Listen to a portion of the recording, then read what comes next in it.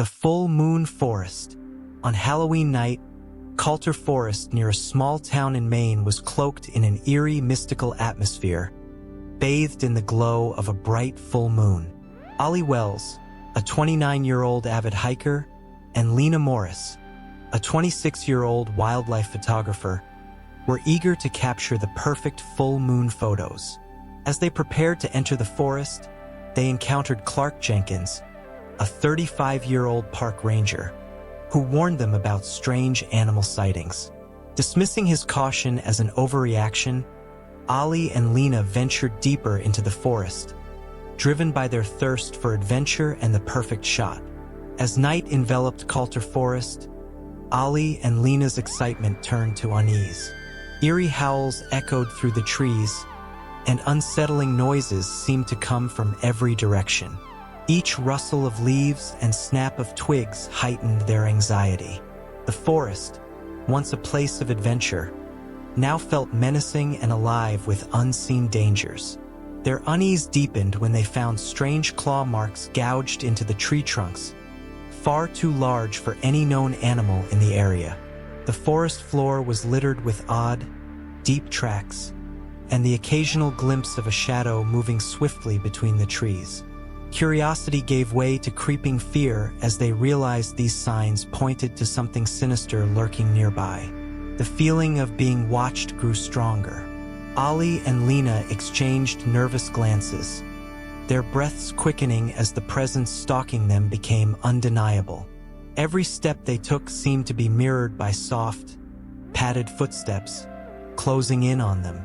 Their hearts raced, and panic began to set in. Desperate for safety, they stumbled upon an abandoned cabin. The weathered structure offered a semblance of security against the encroaching darkness.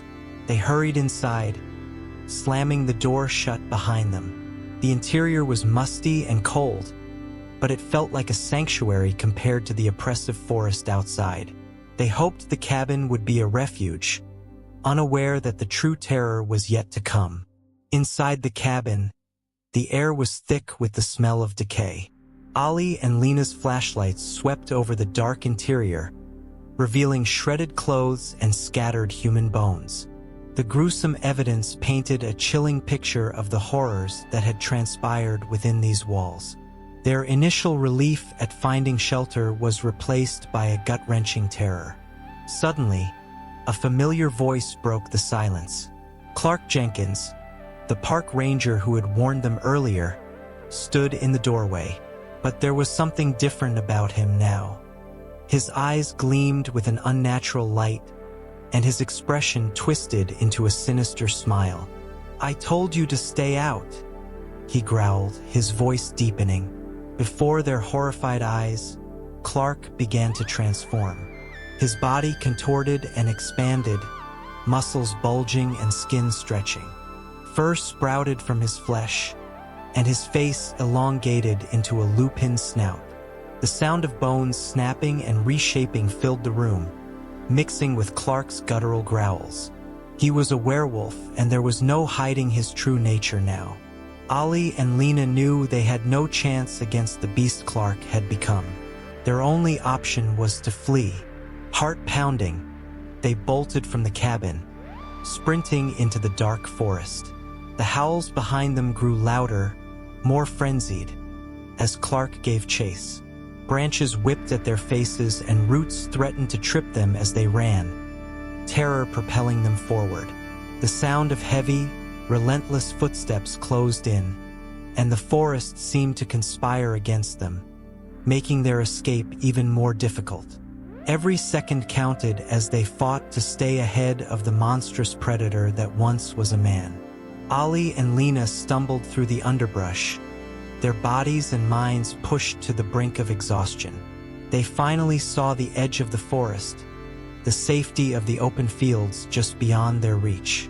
Relief washed over them as they sprinted towards the clearing, believing they had escaped the nightmare. But just as they thought they were safe, Clark lunged from the shadows, his claws sinking into Lena. Ollie screamed in horror as he watched her being torn apart, her cries of agony echoing through the night. paralyzed by fear and sorrow, he could do nothing to save her. Desperate and alone, Ali pushed on, believing he might still make it. As he caught his breath at the forest's edge, a chilling growl made his blood run cold. A second werewolf, drawn by the carnage, emerged from the darkness. Ali's final scream reverberated through the night as the beast lunged at him, sealing his grim fate and ensuring that the horrors of Coulter Forest would claim yet another victim. The Cursed Village. Eerie Hollow, a remote village nestled deep in the forests of Romania, exuded an atmosphere of ancient dread. Shrouded in perpetual mist and steeped in dark legends, it was a place where time seemed to stand still. The village's crumbling stone cottages and winding cobblestone paths whispered tales of curses and creatures that lurked in the shadows. Quincy Petrescu, a 33-year-old historian with a passion for uncovering forgotten histories, arrived in Eerie Hollow with his companions. Victor Rush, a rugged 40-year-old local guide, knew the land and its secrets well. Tori Dimitrescu, a 28-year-old folklorist, had long been fascinated by the supernatural lore surrounding the village. As they explored the village, Quincy, Victor, and Tori quickly noticed the unusual behavior of the villagers. Faces peered out from behind closed shutters, and hurried whispers followed them wherever they went. The villagers' eyes were filled with fear, and their actions grew increasingly secretive as the full moon approached. Despite the uneasy atmosphere, the trio was determined to uncover the truth behind the werewolf curse that plagued Eerie Hollow for centuries. They heard cryptic warnings from the villagers, cautioning them to stay indoors after dark and to avoid the old castle ruins. However, their curiosity was too strong to resist. Ignoring the villagers' ominous advice, Quincy, Victor, and Tori set out to explore the ruins of the ancient castle where the curse was said to have originated.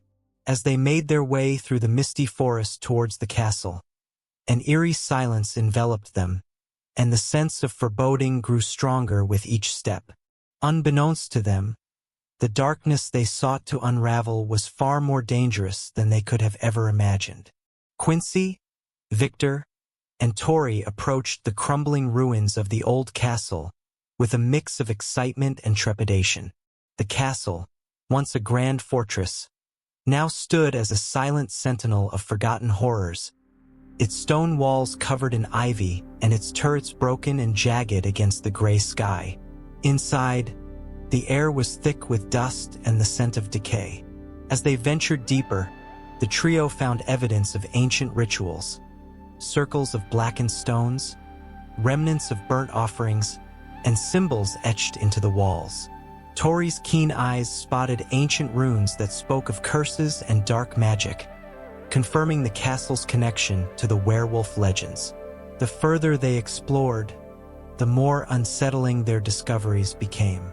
Quincy stumbled upon deep claw marks gouged into the stone floors and walls, while Victor found piles of old bones scattered in a corner, some of them bearing the unmistakable signs of gnawing.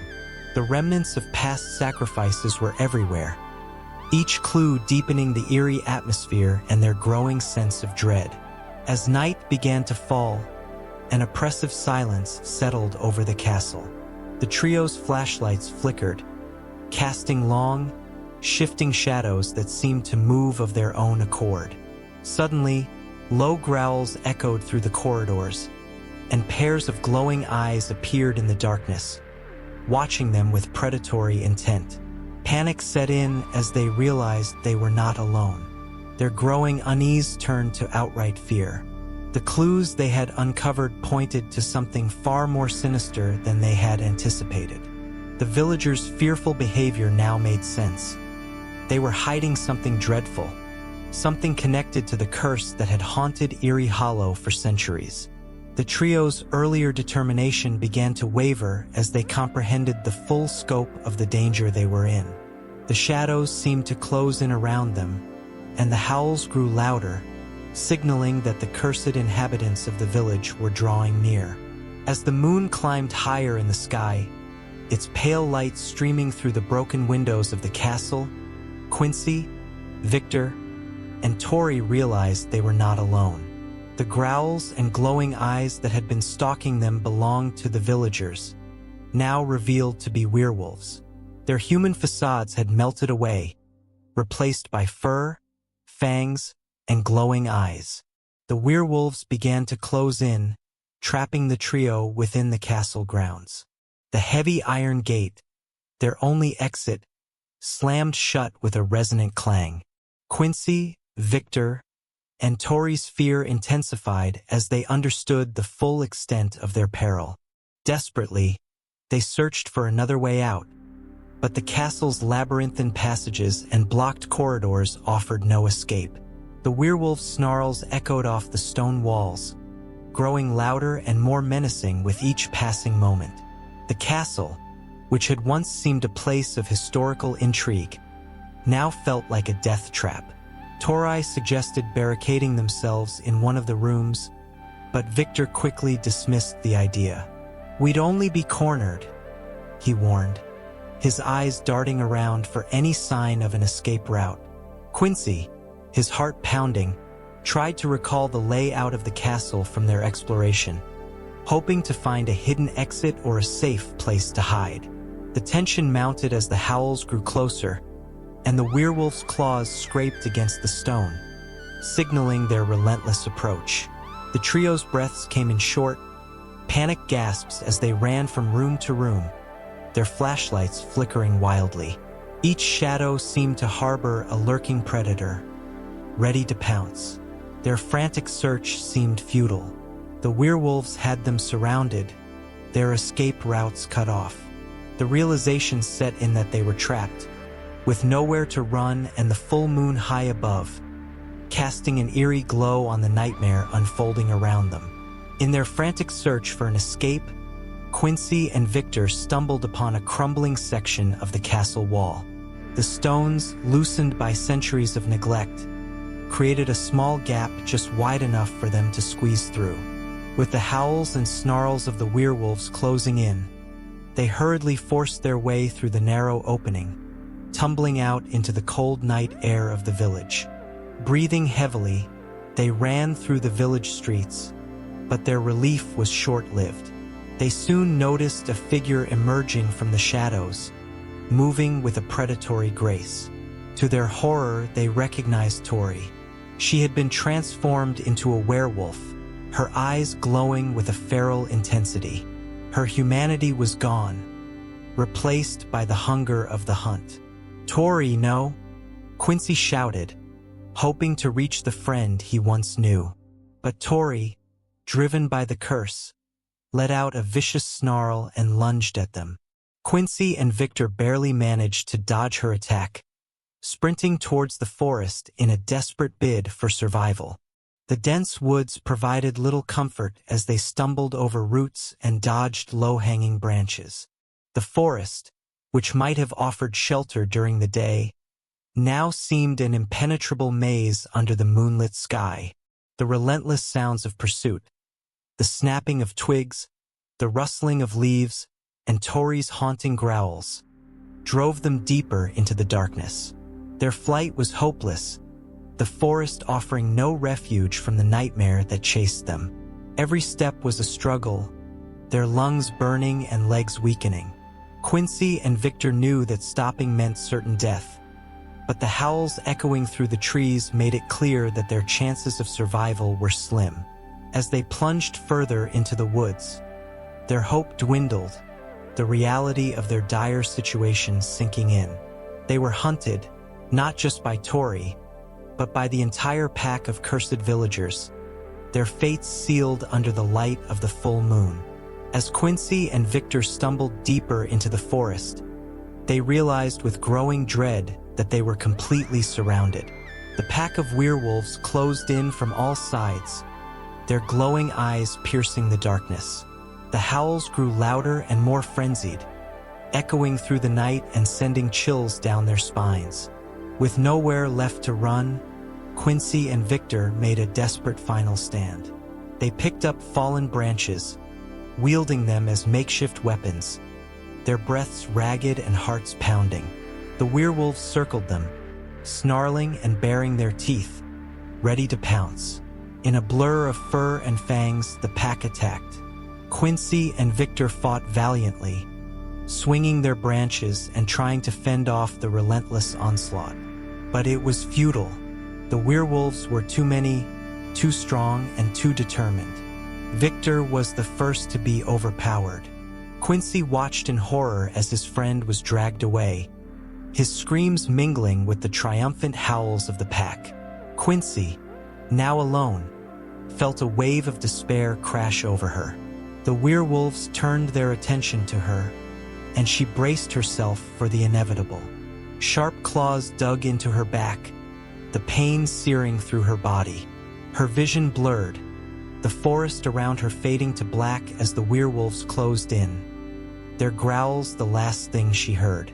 In those final moments, Quincy's mind filled with the tragic realization that their journey to uncover the secrets of Erie Hollow had led them to a horrifying end.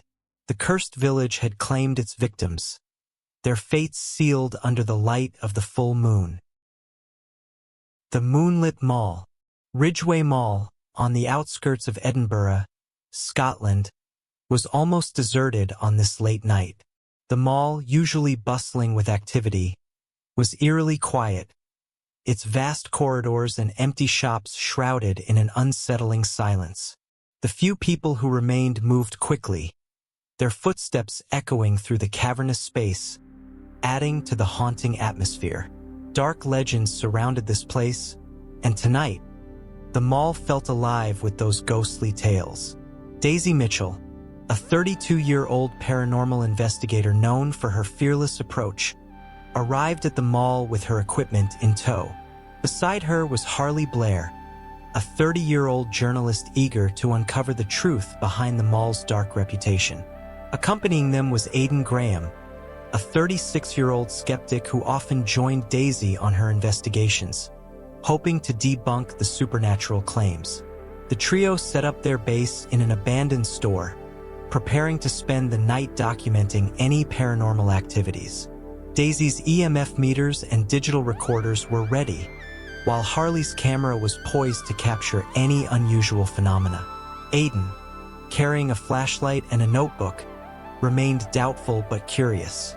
As they began their exploration, the mall's empty corridors seemed to close in on them. The fluorescent lights flickered intermittently, casting long, eerie shadows. They stumbled upon old security records in a dusty office, hinting at bizarre occurrences that had taken place in the mall over the years. The records mentioned strange sightings and unexplained disappearances, with rumors of werewolves lurking in the shadows.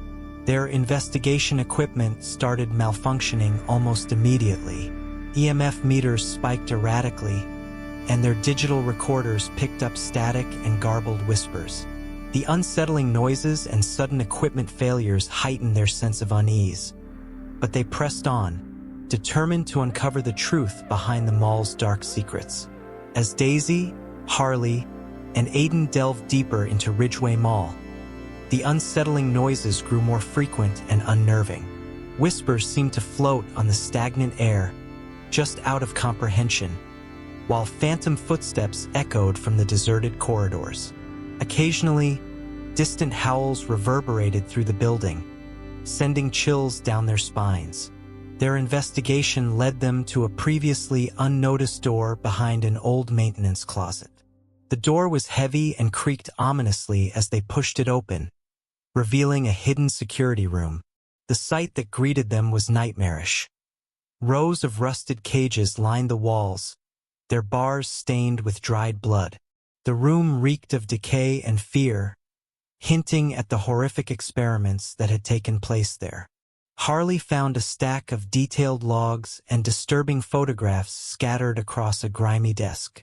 The logs described grotesque experiments conducted on people, documenting their transformation into werewolves. The photographs depicted terrified individuals mid-transformation, their bodies contorted and faces frozen in agony. Daisy's face paled as she read through the documents, the reality of the mall's dark history sinking in. The tension in the room was palpable as they absorbed the horrifying evidence. The howls outside grew louder, more insistent, echoing through the halls with a menacing intensity. The full moon, now visible through the cracked skylights, cast an eerie glow over the scene, signaling the approach of imminent danger. Aiden, his skepticism wavering, glanced nervously at Daisy and Harley. "We need to get out of here," he said, his voice trembling. But as the howls drew closer, it became clear that escape was not going to be easy.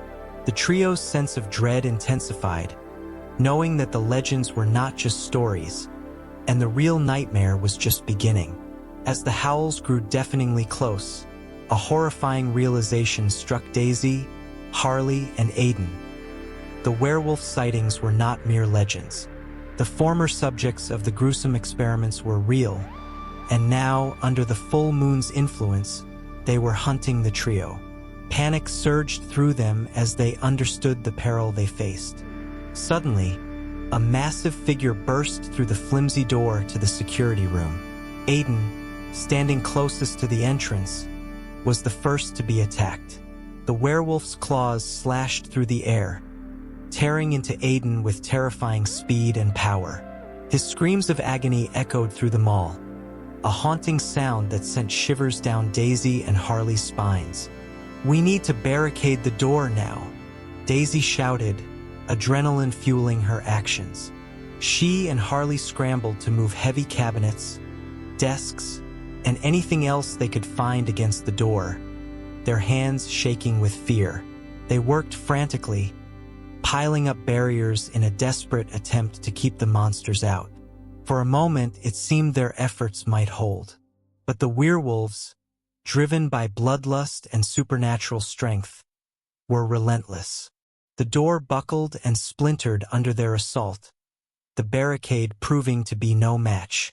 Within moments, the werewolves broke through, their eyes glowing with a savage hunger. One of the beasts lunged at Harley, its powerful jaws closing around her arm.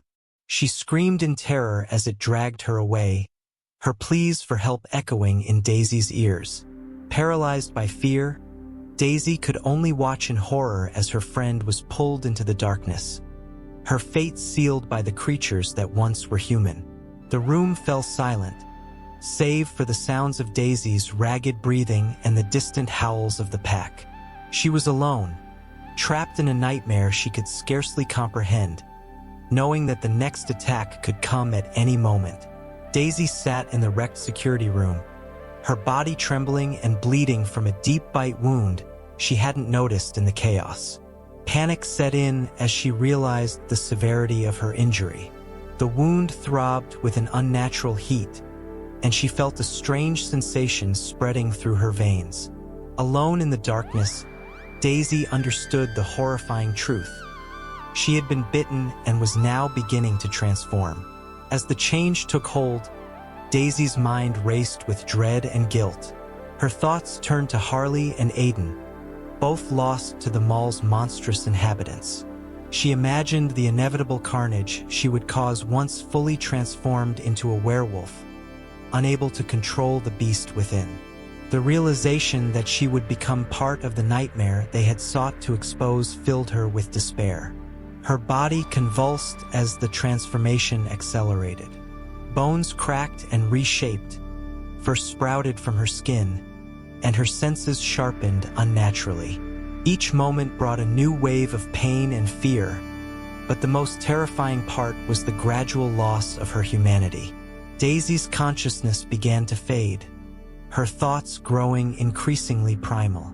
In her final moments of clarity, Daisy tried to hold onto the memories of who she was, but they slipped away, consumed by the beast emerging within her.